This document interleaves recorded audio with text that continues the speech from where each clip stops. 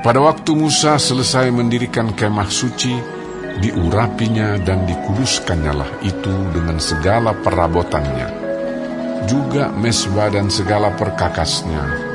Dan setelah diurapi dan dikuduskannya semuanya itu, maka para pemimpin Israel, para kepala suku mereka, mempersembahkan persembahan.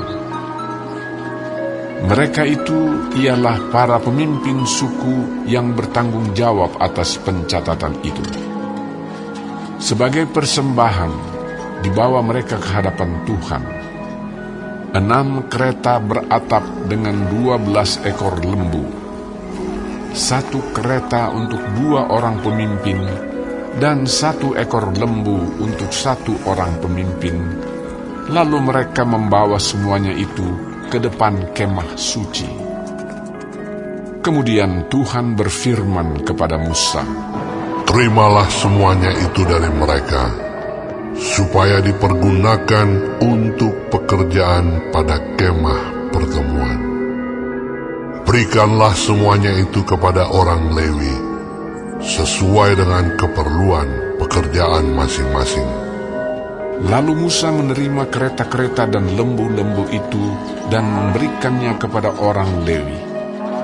2 kereta dengan 4 ekor lembu diberikannya kepada Bani Gerson, sesuai dengan keperluan pekerjaan mereka, dan 4 kereta dengan 8 ekor lembu diberikannya kepada Bani Merari, sesuai dengan keperluan pekerjaan mereka di bawah pimpinan Itamar, anak Imam Harun itu. Tetapi kepada Bani Kehat tidak diberikannya apa-apa, karena pekerjaan mereka ialah mengurus barang-barang kudus yang harus diangkat di atas bahunya. Lagi para pemimpin mempersembahkan persembahan pentahbisan mezbah pada hari mezbah itu diurapi. Para pemimpin membawa persembahan mereka ke depan mezbah itu. Tuhan berfirman kepada Musa, "Satu pemimpin setiap hari haruslah mempersembahkan persembahannya untuk mentahbiskan mezbah itu." Yang mempersembahkan persembahannya pada hari pertama ialah Nahason bin Aminadab dari suku Yehuda. Persembahannya ialah 1 pinggan perak, 130 shikal timbangannya, dan 1 bokor penyiraman dari perak, 70 shikal beratnya. Ditimbang menurut shikal kudus. Keduanya berisi tepung yang terbaik, diolah dengan minyak untuk korban sajian.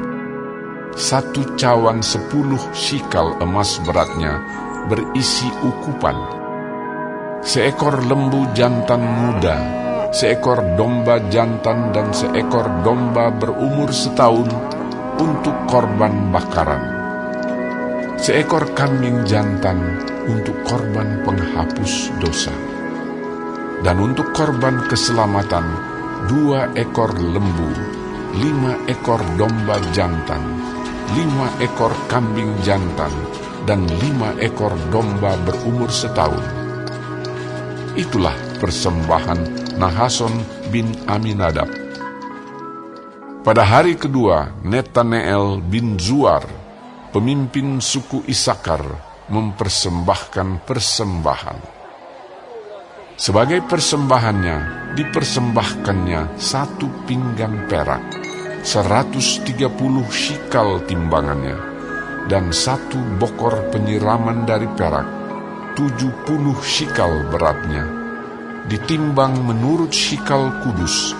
Keduanya berisi tepung yang terbaik, diolah dengan minyak untuk korban sajian. 1 cawan 10 shikal emas beratnya, berisi ukupan. Seekor lembu jantan muda, seekor domba jantan, dan seekor domba berumur setahun untuk korban bakaran. Seekor kambing jantan untuk korban penghapus dosa. Dan untuk korban keselamatan 2 ekor lembu, 5 ekor domba jantan, 5 ekor kambing jantan, dan 5 ekor domba berumur setahun. Itulah persembahan Netaneel bin Zuar. Pada hari ketiga, pemimpin Bani Zebulon, Eliab bin Helon. Persembahannya ialah 1 pinggan perak, 130 shikal timbangannya, dan 1 bokor penyiraman dari perak, 70 shikal beratnya, ditimbang menurut shikal kudus. Keduanya berisi tepung yang terbaik, diolah dengan minyak untuk korban sajian. 1 cawan 10 shikal emas beratnya, berisi ukupan. 1 ekor lembu jantan muda, 1 ekor domba jantan, dan 1 ekor domba berumur setahun untuk korban bakaran. 1 ekor kambing jantan untuk korban penghapus dosa. Dan untuk korban keselamatan 2 ekor lembu, 5 ekor domba jantan, 5 ekor kambing jantan, dan 5 ekor domba berumur setahun. Itulah persembahan Eliab bin Helon. Pada hari keempat, pemimpin Bani Ruben, Elizur bin Shedeur.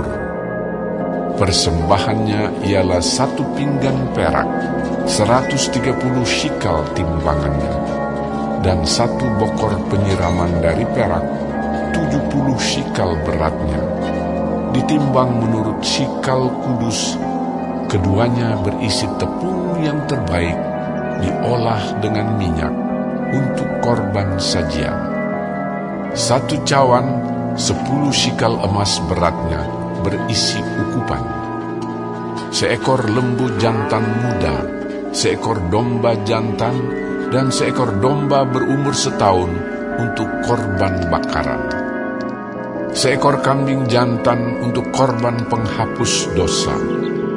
Dan untuk korban keselamatan 2 ekor lembu, 5 ekor domba jantan, 5 ekor kambing jantan, dan 5 ekor domba berumur setahun. Itulah persembahan Elizur bin Shedeur.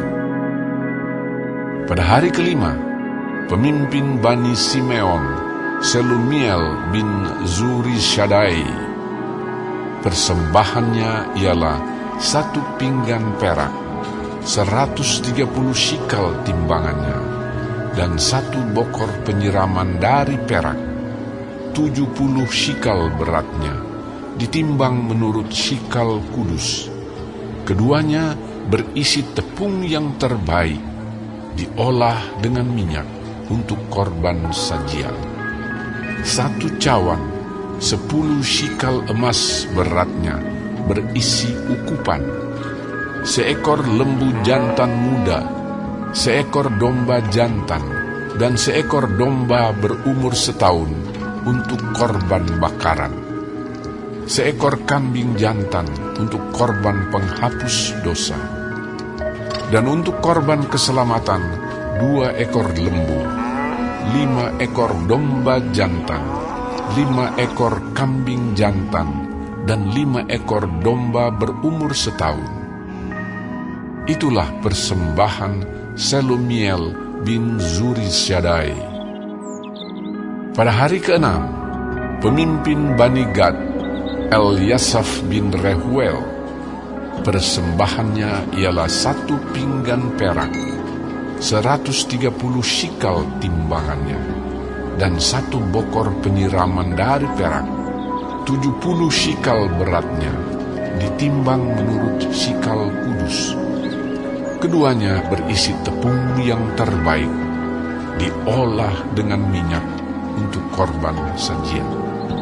1 cawan 10 shikal emas beratnya, berisi ukupan. 1 ekor lembu jantan muda, 1 ekor domba jantan, dan 1 ekor domba berumur setahun untuk korban bakaran. 1 ekor kambing jantan untuk korban penghapus dosa. Dan untuk korban keselamatan 2 ekor lembu, 5 ekor domba jantan, 5 ekor kambing jantan, dan 5 ekor domba berumur setahun. Itulah persembahan Eliasaf bin Rehuel. Pada hari ketujuh, pemimpin Bani Efraim, Elisama bin Amihud. Persembahannya ialah 1 pinggan perak, 130 shikal timbangannya, dan 1 bokor penyiraman dari perak, 70 shikal beratnya, ditimbang menurut shikal kudus. Keduanya berisi tepung yang terbaik, diolah dengan minyak untuk korban sajian. 1 cawan 10 shikal emas beratnya berisi ukupan. 1 ekor lembu jantan muda, 1 ekor domba jantan, dan 1 ekor domba berumur setahun untuk korban bakaran. 1 ekor kambing jantan untuk korban penghapus dosa.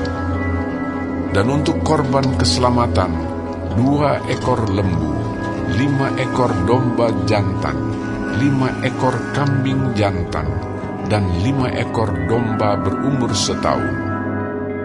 Itulah persembahan Elisama bin Amihud.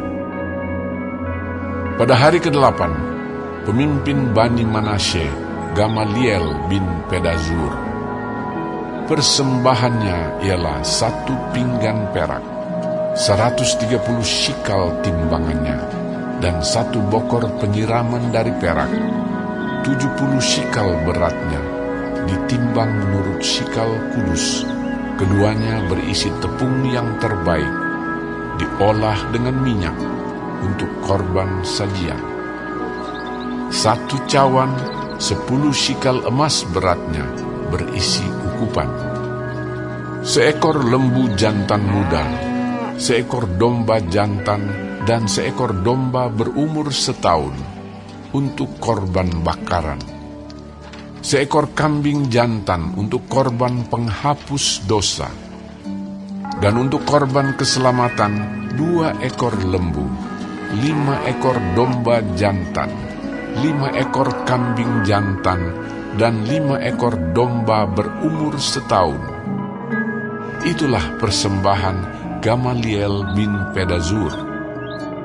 Pada hari ke-9, pemimpin Bani Benyamin, Abidan bin Gideoni. Persembahannya ialah 1 pinggan perak, 130 shikal timbangannya, dan 1 bokor penyiraman dari perak, 70 shikal beratnya, ditimbang menurut shikal kudus. Keduanya berisi tepung yang terbaik, diolah dengan minyak untuk korban sajian. 1 cawan 10 shikal beratnya berisi ukupan. 1 ekor lembu jantan muda, 1 ekor domba jantan, dan 1 ekor domba berumur setahun untuk korban bakaran. 1 ekor kambing jantan untuk korban penghapus dosa.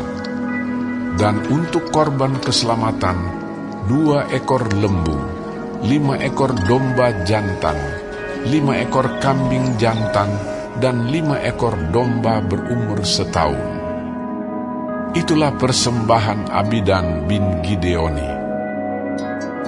Pada hari ke-10, pemimpin Bani Dan, Ahiezer bin Amisyaddai.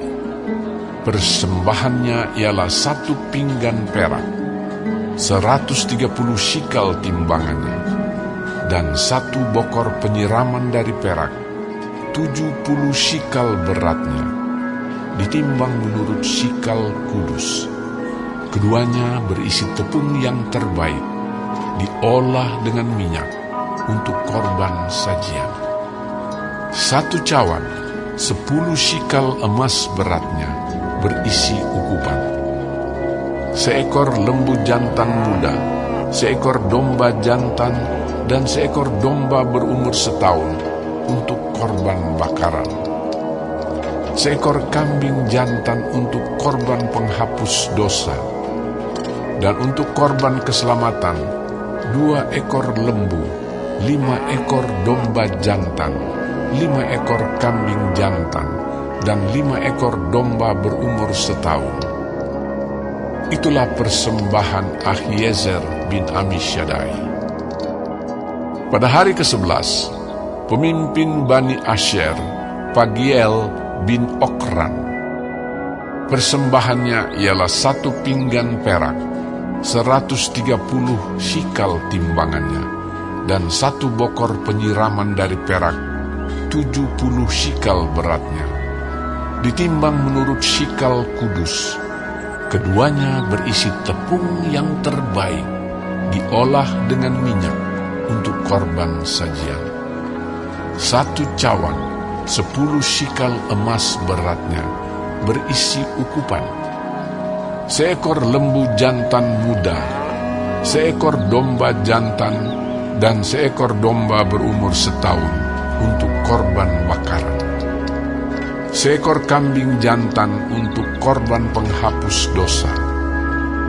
Dan untuk korban keselamatan, 2 ekor lembu, 5 ekor domba jantan, 5 ekor kambing jantan, dan 5 ekor domba berumur setahun.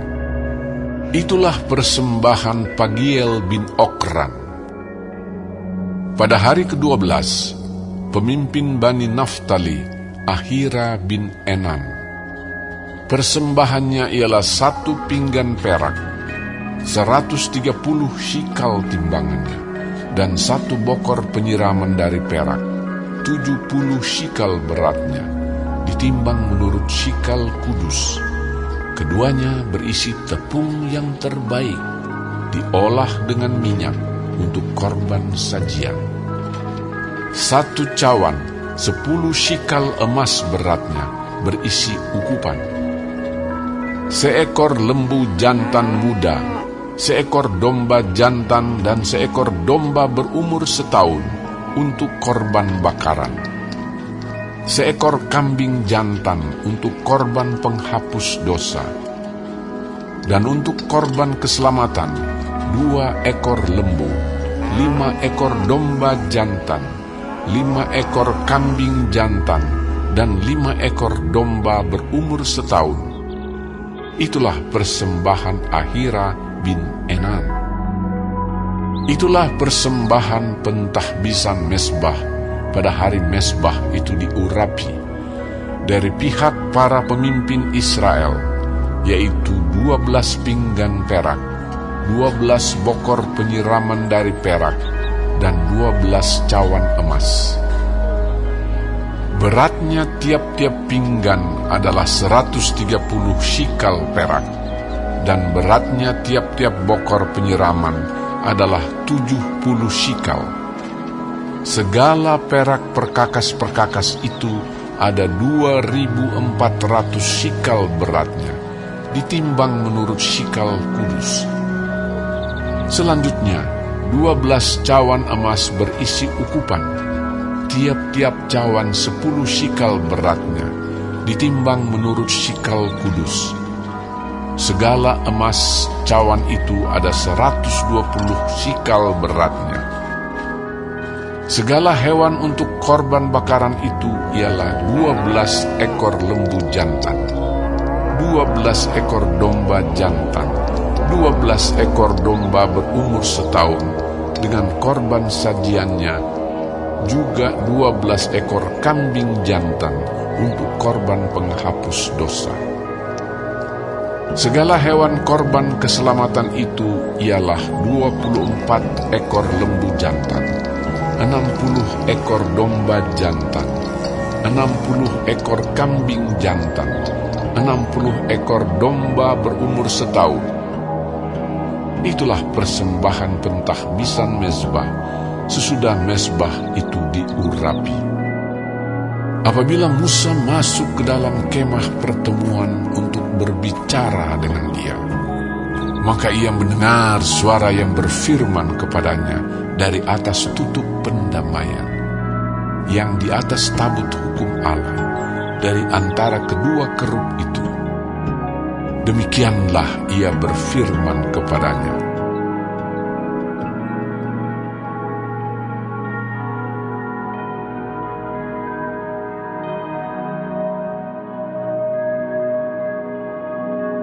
Mazmur Daud. Tuhan adalah gembalaku,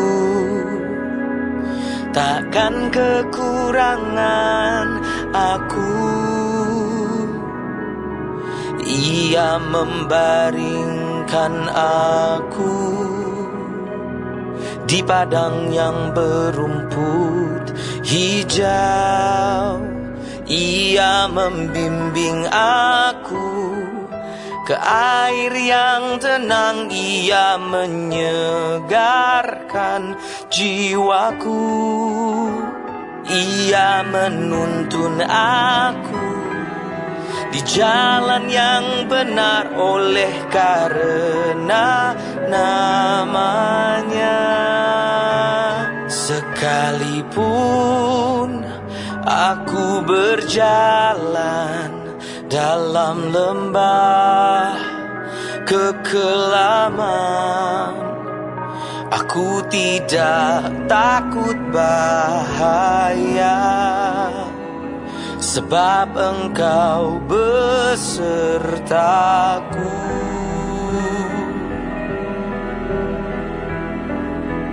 Gadamu dan tongkatmu, itulah yang menghibur aku.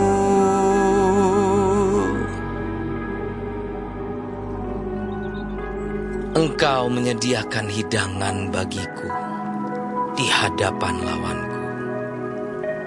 Engkau mengurapi kepalaku dengan minyak, pialaku penuh melimpah.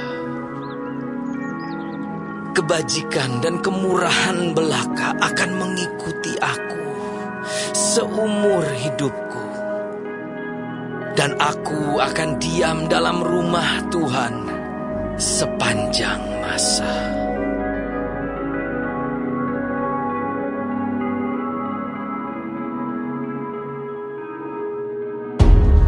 Setelah diputuskan bahwa kami akan berlayar ke Italia, maka Paulus dan beberapa orang tahanan lain diserahkan kepada seorang perwira yang bernama Julius dari pasukan Kaisar. Kami naik ke sebuah kapal dari Adramyttium yang akan berangkat ke pelabuhan-pelabuhan di sepanjang pantai Asia, lalu kami bertolak. Aristarkus, seorang Makedonia dari Tesalonika, menyertai kami. Pada keesokan harinya kami singgah di Sidon. Julius memperlakukan Paulus dengan ramah dan memperbolehkannya mengunjungi sahabat-sahabatnya supaya mereka melengkapkan keperluannya. Oleh karena angin sakal, kami berlayar dari situ menyusur pantai Siprus. Dan setelah mengarungi laut di depan Kilikia dan Pamfilia, sampailah kami di Mira di daerah Likia. Di situ perwira kami menemukan sebuah kapal dari Alexandria yang hendak berlayar ke Italia. Ia memindahkan kami ke kapal itu. Selama beberapa hari berlayar, kami hampir-hampir tidak maju, dan dengan susah payah kami mendekati Knidus. Karena angin tetap tidak baik, kami menyusur pantai Kreta melewati Tanjung Salmone. Sesudah kami dengan susah payah melewati tanjung itu, sampailah kami di sebuah tempat bernama Pelabuhan Indah dekat kota Lasea. Sementara itu sudah banyak waktu yang hilang. Waktu puasa sudah lampau dan sudah berbahaya untuk melanjutkan pelayaran. Sebab itu Paulus memperingatkan mereka. Katanya, "Saudara-saudara, aku lihat bahwa pelayaran kita akan mendatangkan kesukaran-kesukaran dan kerugian besar. Bukan saja bagi muatan dan kapal, tetapi juga bagi nyawa kita." Tetapi perwira itu lebih percaya kepada jurumudi dan nakhoda daripada kepada perkataan Paulus. Karena pelabuhan itu tidak baik untuk tinggal di situ selama musim dingin, maka kebanyakan dari mereka lebih setuju untuk berlayar terus dan mencoba mencapai kota Phoenix untuk tinggal di situ selama musim dingin. Kota Phoenix adalah sebuah pelabuhan pulau Kreta yang terbuka ke arah barat daya dan ke arah barat laut.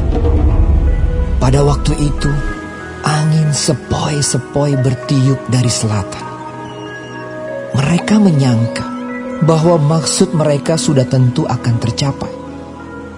Mereka membongkar sau, lalu berlayar dekat sekali menyusur pantai Kreta. Tetapi, tidak berapa lama kemudian turunlah dari arah pulau itu angin badai yang disebut angin timur laut. Kapal itu dilandanya dan tidak tahan menghadapi angin haluan. Karena itu kami menyerah saja dan membiarkan kapal kami terombang-ambing. Kemudian kami hanyut sampai ke pantai sebuah pulau kecil bernama Kauda.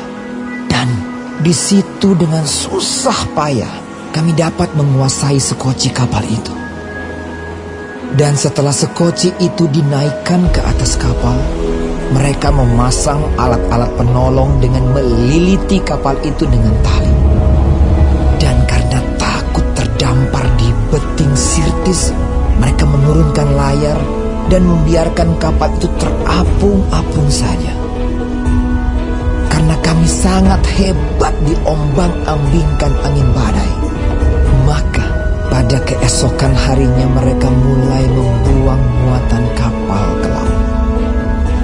Dan pada hari yang ketiga, mereka membuang alat-alat kapal dengan tangan mereka sendiri. Setelah beberapa hari lamanya baik matahari maupun bintang-bintang tidak kelihatan, dan angin badai yang dahsyat terus-menerus mengancam kami, akhirnya putuslah segala harapan kami untuk dapat menyelamatkan diri kami. Dan karena mereka beberapa lamanya tidak makan, berdirilah Paulus di tengah-tengah mereka dan berkata, Saudara-saudara, sekiranya nasihatku dituruti, supaya kita jangan berlayar dari Kreta. Kita pasti terpelihara dari kesukaran dan kerugian ini. Tetapi sekarang, juga dalam kesukaran ini, aku menasihatkan kamu supaya kamu tetap bertabah hati. Sebab tidak seorang pun di antara kamu yang akan binasa, kecuali kapal ini. Karena tadi malam, seorang malaikat dari Allah, yaitu dari Allah yang aku sembah sebagai miliknya, berdiri di sisiku, dan ia berkata, "Jangan takut, Paulus. Engkau harus menghadap Kaisar. Dan sesungguhnya, oleh karunia Allah, maka semua orang yang ada bersama-sama dengan engkau di kapal ini akan selamat karena engkau. Sebab itu, tabahkanlah hatimu, saudara-saudara.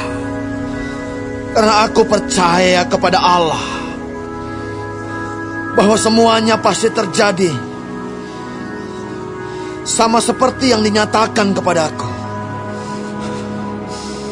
Namun kita harus mendamparkan kapal ini di salah satu pulau." Malam yang ke-14 sudah tiba, dan kami masih tetap terombang-ambing di Laut Adria. Tetapi kira-kira tengah malam, anak-anak kapal merasa bahwa mereka telah dekat daratan. Lalu mereka mengulurkan batu duga, dan ternyata air di situ 20 depa dalam. Setelah maju sedikit, mereka menduga lagi, dan ternyata 15 depa.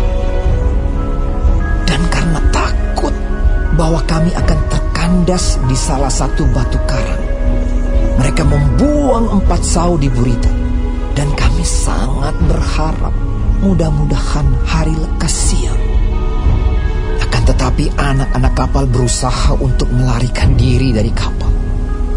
Mereka menurunkan sekoci dan berbuat seolah-olah mereka hendak melabuhkan beberapa sau di haluan. Karena itu Paulus berkata kepada perwira dan prajurit-prajurit, "Jika mereka tidak tinggal di kapal, kamu tidak mungkin selamat."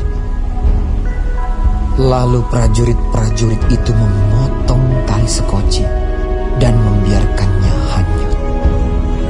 Ketika hari menjelang siang, Paulus mengajak semua orang untuk makan. Katanya, Sudah 14 hari lamanya. Kamu menanti-nanti saja, menahan lapar, dan tidak makan apa-apa. Karena itu, aku menasihati kamu, supaya kamu makan dahulu. Hal itu perlu untuk keselamatanmu.